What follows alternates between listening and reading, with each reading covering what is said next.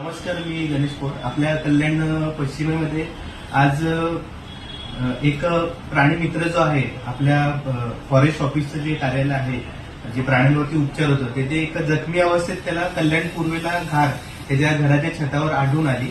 तो उपचारासाठी आज सायड ऑफिस इथे या परिसरात आला होता.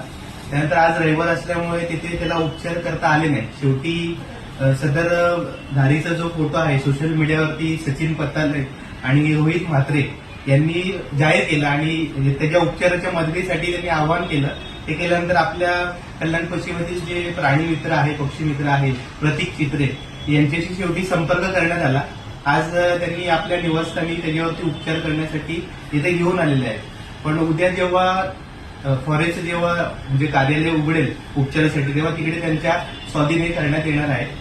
परंतु या घटनेनंतर मी असं सांगू इच्छितो की बऱ्याच वेळा अशा घटना घडत असतात. खरं तर कल्याण डोंबिवली महानगरपालिकेच्या संकेतस्थळावरती प्राण्यांवरती जेव्हा अशा घटना होतात, त्यांच्या उपचारासाठी कोणाशी संपर्क करावा असे संपर्क क्रमांक त्यांनी आपल्या संकेतस्थळावरती जाहीर करावे.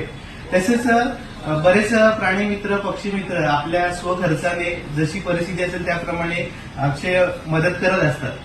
तर एक शासनाला, प्रशासनाला अशी विनंती करतो की या कल्याण शहरात प्राण्यांवरती उपचारासाठी एक निवारा केंद्र आणि तसेच त्यांच्या निधनानंतर एक विद्युत जी असते त्याच्यामध्ये त्यांना हे केलं जातं, जाळलं जातं, म्हणजे विद्युत दाहिनी असणं गरजेचं आहे.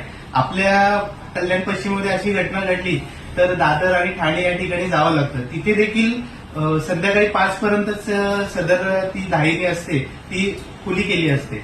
बऱ्याच वेळा असं झालेलं की कल्याणवरून काही जण जातात आणि 5 वाजता तिथे बंद झाल्यामुळे पुन्हा कल्याण येथे परतलेले आहे.